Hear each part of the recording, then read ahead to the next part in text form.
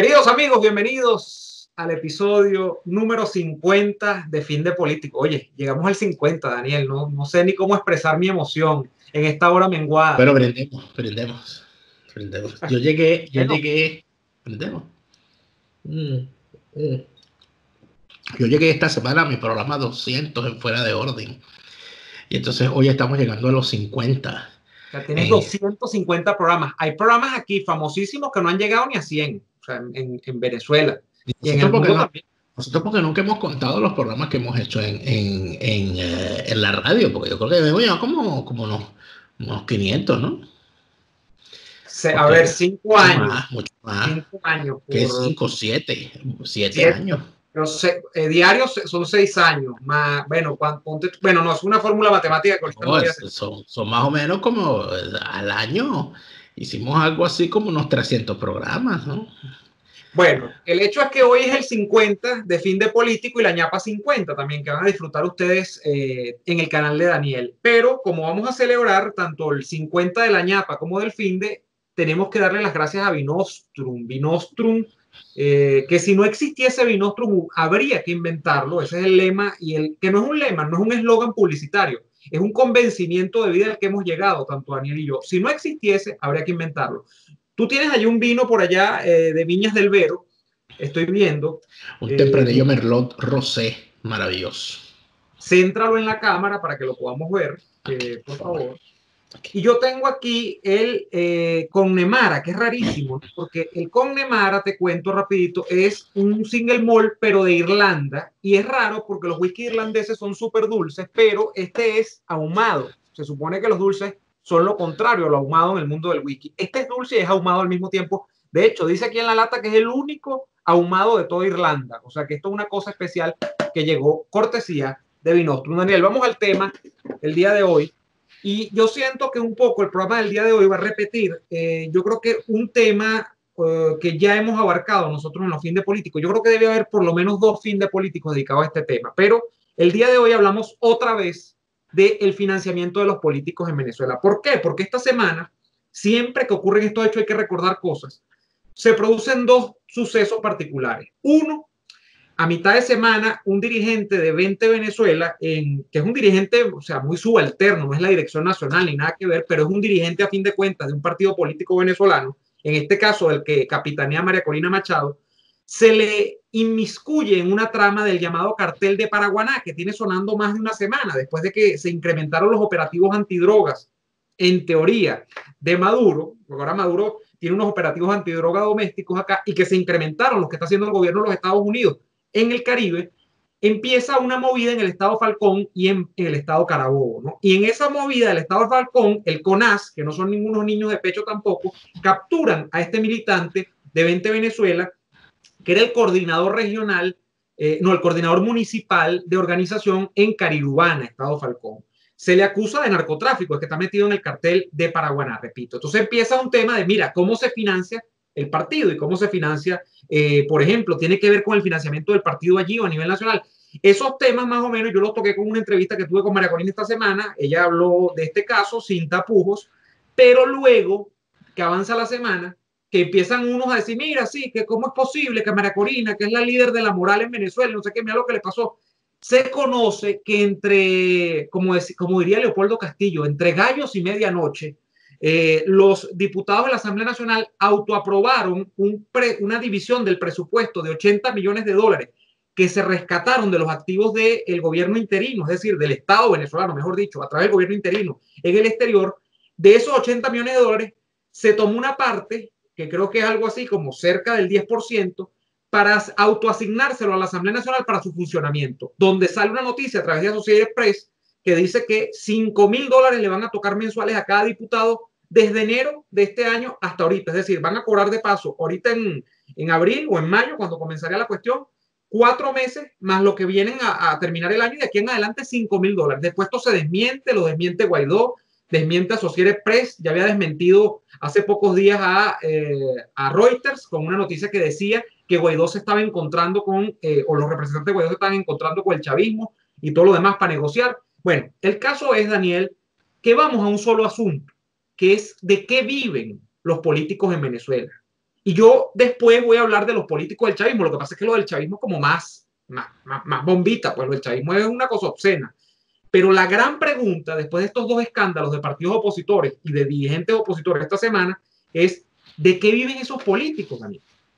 Bueno, de la política. ¿Tú crees que se puede vivir de la política? Claro, lo han vivido todos estos años. Todos estos años han vivido de la política. O de la política a la venezolana, a la venezoniche. Es así, es así. Es que uno lo sabe. Uno lo sabe porque uno estuvo en la política y uno se negó. ¿Entiendes?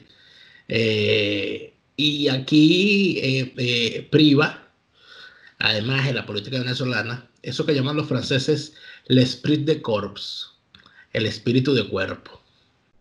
¿Por qué? Porque el militante de base va a defender a el dirigente que cobra o que roba, porque ese militante de base recibe prebendas también en el partido.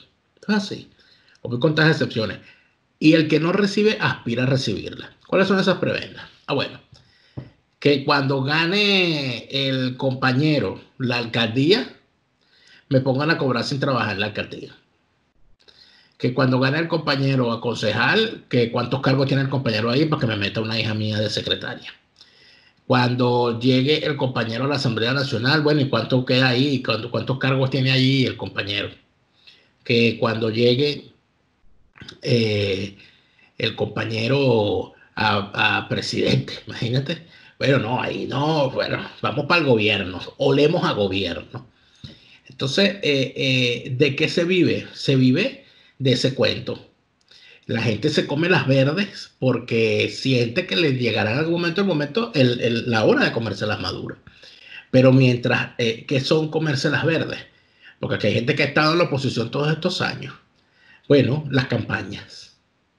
La plata que sale para las campañas. Por eso es que tú ves cómo cuando en Venezuela ha habido llamados, en el caso de la oposición, a la abstención, a no participar en elecciones, normalmente ocurren grandes divisiones en la oposición.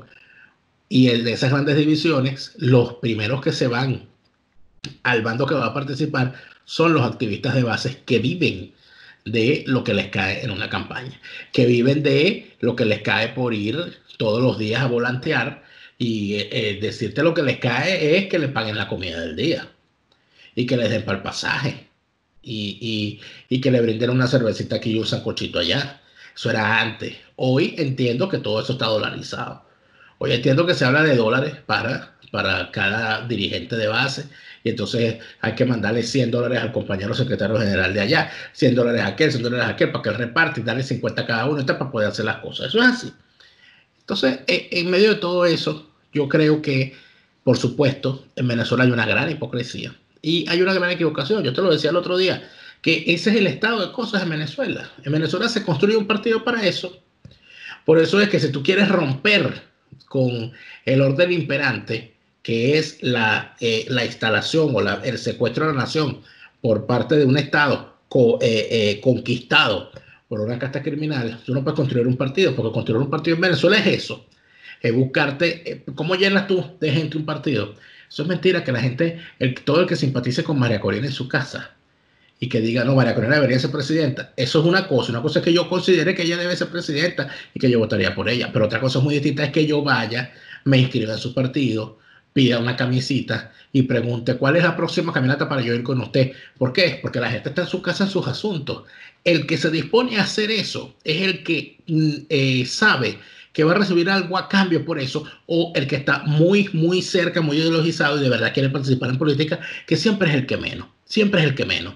Y además de eso, siempre es el que menos aporta en el gran activismo, porque una cosa es el ideólogo, una cosa es el pensador, una cosa es el aspirante a ser diputado, a ser tal, y otra cosa es el activista del partido que haga lo que se considera en Venezuela que es activismo, que repartir volantes, ponerse franelista, patear cerro, patear barrio, patear calle y tal, y inventarse concentraciones todos los días para tomarse una foto y salir en la prensa. Para eso, quien hace eso, lo hace por dinero, no por convicción. Tú sabes que cuando se estudia eso de los partidos, este es uno de los temas que a mí me apasiona, se dice justamente eso, Daniel, que los militantes convencidos, bien porque están absolutamente convencidos de que determinado líder es el que tiene que llegar al poder, o bien porque la amalgama ideológica sienten ellos que los hermana con una familia que es ese partido, siempre son los menos. Generalmente un militante de un partido, y eso es lo que se conoce como los arribistas, como los militantes que no son ideologizados, se le conoce como los no ideologizados o los menos ideologizados, están en un partido porque tienden, y eso no es en Venezuela, tienden a ver el partido como un instrumento que generalmente les podría procurar un beneficio personal. Y esto es desde un puesto, en algún puesto de administración del Estado, desde algún crédito que puedan obtener dentro del Estado también para su beneficio, de alguna transferencia directa, incluso no un crédito, sino que bueno, le regalan una cosa o le regalan algún beneficio material, o porque incluso tienen una apetencia de poder, es decir, que ellos sienten que merecen estar jefeando algo. Entonces, en el partido te asignan un cargo, eso nosotros lo vimos mucho en Acción Democrática, que es un partido muy burocrático, donde hay demasiadas secretarías, demasiados jefes de demasiadas cosas, que al final no son jefes de nada, pero bueno, pero te dan como que una nomenclatura, pues eso es lo que se llama nomenclatura, te dan un título, un rótulo de que tú tienes, eres el encargado, el dependiente de determinada sección, de determinada cosa. Eso le llena el ego a mucha gente. El ego también es un material importante acá, ¿no? Pero efectivamente eso ocurre en todas partes. ¿Cuál es el peligro, Daniel? Que en Venezuela esa cosa se ha potenciado en los últimos tiempos. En los últimos tiempos, y eso es lo que te explica a ti, que en Venezuela, por ejemplo, el tema ideológico esté tan pospuesto, donde en Venezuela casi todos los partidos son más o menos iguales, ideológicamente. Son de socialdemócratas a izquierda. Entonces, lo que ocurre es que realmente no hay variaciones de planteamientos de país en el espectro ideológico venezolano, porque además estamos en un petroestado. Entonces todo el mundo, la discusión la orbita es generalmente en torno a la repartición de ese petroestado, es decir, si la renta está mejor o peor distribuida y cómo gestionar esa renta. Y frente a eso lo que ocurre es que la gente va de un partido a otro, uno, porque le permite a un partido u otro ser candidato. Ponte tú que yo en el partido morado no puedo ser candidato, pero entonces me voy para el verde porque en el verde sí soy candidato. Y porque esto de los beneficios personales, económicos sobre todo, permea muchísimo en los partidos. Eso es lamentablemente lo que ha ocurrido acá. Eso por un lado, Daniel. Y lo otro es que desde el punto de vista legal, porque si vamos a entrar con este tema, hay que meterse con el contexto. Yo lo he dicho muchas veces, Daniel, que a mí me preocupa muchísimo porque el chavismo cabalgó sobre una tendencia de la partidocracia venezolana, pero que iba deformándose, iba descomponiéndose, pero que ellos lo que hicieron fue terminar de destrozarla, pero para peor, porque ellos llegaron diciendo, nosotros vamos a destrozar la partidocracia, pero es que lo que uno no pensaba es que lo que iba a salir de ahí era un Leviatán, que era peor. Y ese Leviatán arranca en el año 99, cuando para empezar en la Constitución no se reconoce a los partidos no existen en la Constitución venezolana, sino las organizaciones con fines políticos, y se le quita el financiamiento a los partidos. Antes los partidos, de alguna manera, yo no sé si eso está bien o está mal, yo ahora tiendo a pensar que está mejor lo que se hacía antes que lo que se hace ahora, se financiaban del Estado venezolano, los que eran más prominentes, los que sacaban más votos. Ahora eso no está. Entonces, ¿qué te ocurre? Tú no puedes financiarte del Estado, no te pueden financiar organismos internacionales, es decir, una ONG o mejor dicho, un think tank internacional o cualquier organización de financiamiento internacional no puede financiar la política local venezolana. Legalmente. Legal, Pero pero lo el tema siguen no está haciendo. Pero lo siguen Ajá, haciendo, nomás. Lo han seguido haciendo ajá. todos estos años. Claro, y ya vamos. Y entonces, el tercer punto es que no se te dice, pero generalmente los privados, empresas locales venezolanas, no pueden financiar al partido, porque ningún empresario va a venir a decir, no, yo le di $200,000 a María Corina y 400 a Capriles. Pero, ¿qué ocurre? Eso es el punto de vista legal. Pero aguas atrás, ¿a dónde te empuja ese sistema? Te empuja a que tú busques real por cualquier lado. Entonces, lo que ocurre con los partidos, y aquí es donde está el peligro, se terminan convirtiendo en partidos que son atados por amos, que tras bastidores son los que comandan a los partidos. O sea, el que tiene billetes es el que comanda un partido en Venezuela. Esto es una paradoja, porque se mete uno en un partido para ser real, pero si tú no tienes real en el partido no surge, lo cual es una paradoja, porque estás persiguiendo real al mismo tiempo que lo necesitas para poder ascender. Nosotros hemos conocido esta historia muy de cerca, Daniel. En AD, por ejemplo, lograba ser candidato quien tuviese fuerza económica a algo. Si tú no tenías por medios propios o por terceros, es decir, un financista que te apoyara algo, y esto se reproduce en casi todos los partidos, tú eras un muerto, aunque fuese el mejor de los dirigentes, y no lo hablo por nosotros, porque nosotros nunca aspiramos a hacer nada dentro de AD, salvo a tener alguna posición interna. pero a candidato a nada, a candidato a algo nunca fuimos, ¿no? Entonces, esto es lo que nosotros veíamos, que el que no tenía financista o no tenía plata por medios propios no ascendía. Entonces, estas son las paradojas, Daniel, de los partidos. Son las paradojas, y en la ñapa vamos a hablar de la experiencia personal nuestra, de qué nos pagó, cómo nos pagó el activismo político a nosotros. De eso vamos a hablar en la ñapa, pero volvemos más o menos a lo mismo. Tú no te puedes meter a armar un equipo de béisbol pretendiendo que nunca te van a pegar un pelotazo. Tú no te puedes meter a armar un equipo de béisbol pretendiendo que tu uniforme no se va a ensuciar nunca. Porque entonces no es béisbol lo que tú quieres jugar. Deberías jugar, no sé, deberías meterte a un equipo de natación, que no te vas a ensuciar, te vas a mojar. ¿Entiendes? Entonces, el problema está en que ese sistema hay que reventarlo. Porque ese sistema es nocivo y es nefasto. El sistema de la política por dinero. El sistema de la participación política en función de don dinero. Y que es el dinero el que manda, son los reales los que mandan. Y eso nos ha traído hasta donde estamos. Porque entonces hay dirigentes de alquiler. Por eso es que es tan fácil en Venezuela saltar la talanquera. Y no hay normas que lo prohíban. Por eso es que es tan fácil en Venezuela que haya candidatos ajenos. ¿Cuántas veces no me quejé yo? Yo me cansé de quejar de eso y me cansé de armar guerras en solitario, porque yo me retiro del activismo luego de haber perdido no sé cuántas batallas en solitario. Yo estaba en contra de la imposición de candidatos ajenos a mi región.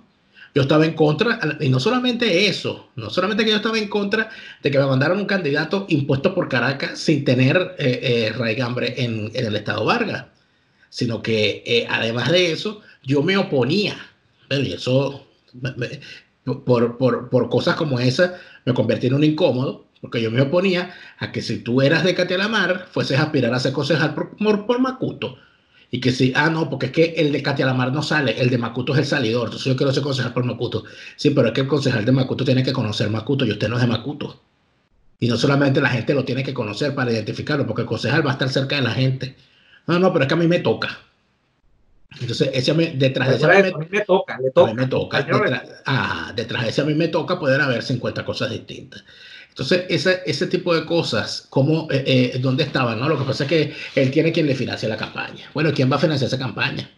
Entonces, ahí es donde tú tenías quien te llenaba un auditorio con gente comprada. Entonces, por cierto que eso se lo criticaron mucho a Parra y a Brito, que hicieron unos actos ahí y llevaron a gente a la cual le pusieron la camisa. A esa gente le pagaron. Es que los partidos siempre han hecho eso. ¿De qué se hizo el Comando Tricolor de Capriles, con el cual ganó las primarias en el año 2012? Con dinero.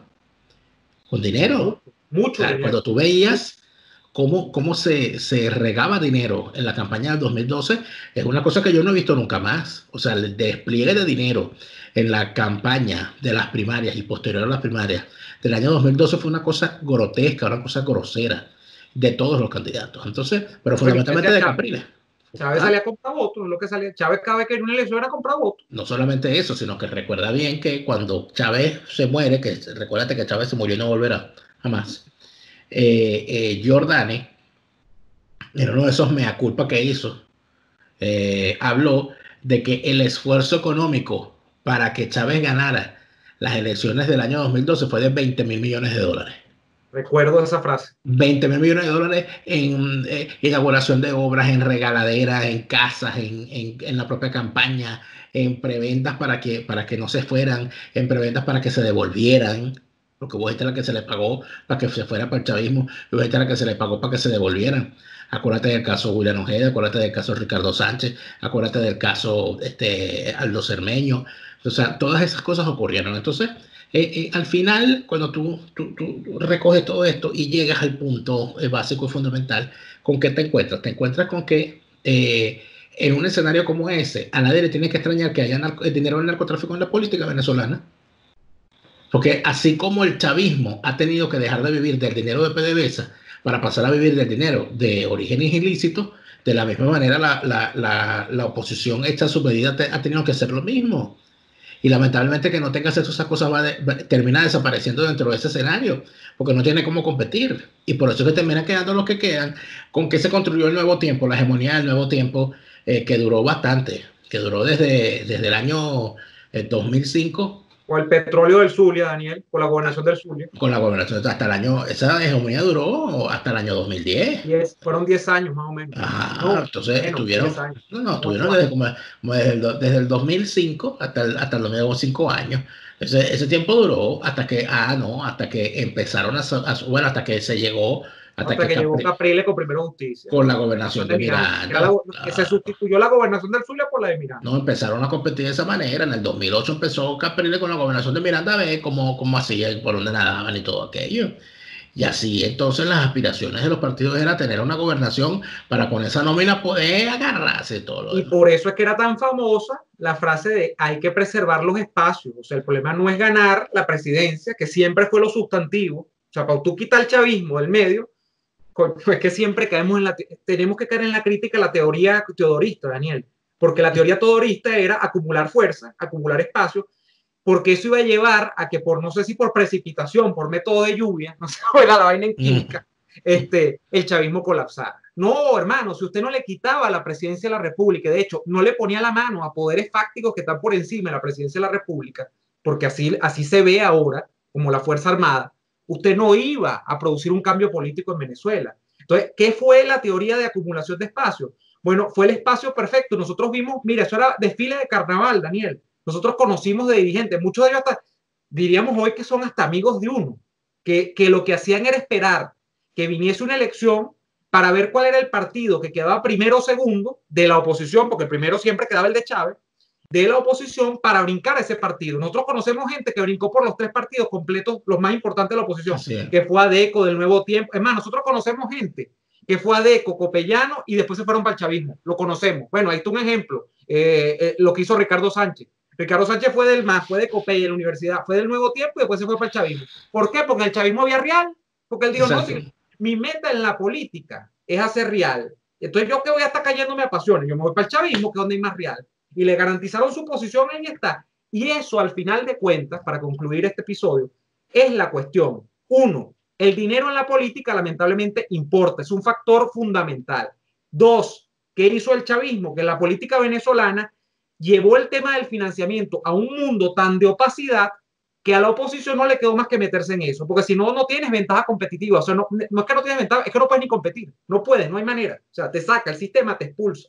Así y por eso es que a los famosos dignos y a los famosos morales, a los famosos éticos, que nos ven la cara de pendejo, bueno, nos dicen, no, que usted no tiene cabida en este sistema.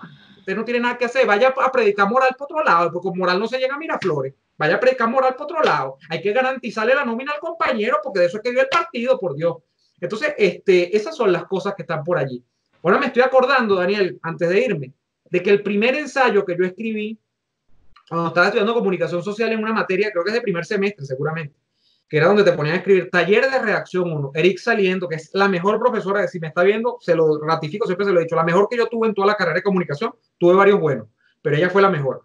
Era un ensayo, era un cuento, una broma, te podían escribir cuentos. El personaje que yo retrataba en ese cuento era un chamo de un pueblo que se metió en política porque él dijo, yo voy a salir de abajo. Esa era la visión que yo tenía, o sea, yo dije, esta es la visión que hay en Venezuela, y ver un carajito de 18 años en ese momento, y dije, la visión de la política es, me voy a meter a político porque no tengo que estudiar, me meto a político y me hago millonario.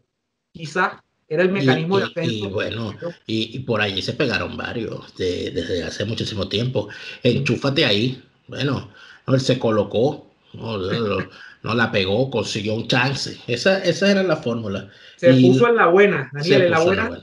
En la buena nos ponemos nosotros, si ustedes nos ayudan en Patreon, ayúdenos en Patreon a seguir haciendo contenido para ustedes. No nos ponemos nosotros, nos ponen ustedes también. Si se suscriben en Patreon, ven los episodios de Fin de Político los viernes en la tarde-noche. Ya ustedes ven el episodio del fin de semana que si no tienen que esperar hasta el domingo para verlo en YouTube. Gracias a los suscriptores de Patreon, la cuenta de Daniel, patreon.com/delaraf, la mía lo mismo, pero /neoadolfo. Acá abajo le quedan los enlaces para que ustedes entren allí y contribuyan a los programas y tengan además el beneficio de ver en Early Access o en acceso previo todos estos contenidos. Gracias por suscribirse al canal, activar las notificaciones, la campanita, darle like al video y difundirlo en sus redes sociales. Y por favor hagan lo mismo con el de Daniel, que que queda acá abajo. Acá abajo está el enlace a la ñapa, los cuentos íntimos de nuestros aprendizajes en la política venezolana, en la política partidista venezolana. Les esperamos en el próximo fin de y nos vemos en la ñapa.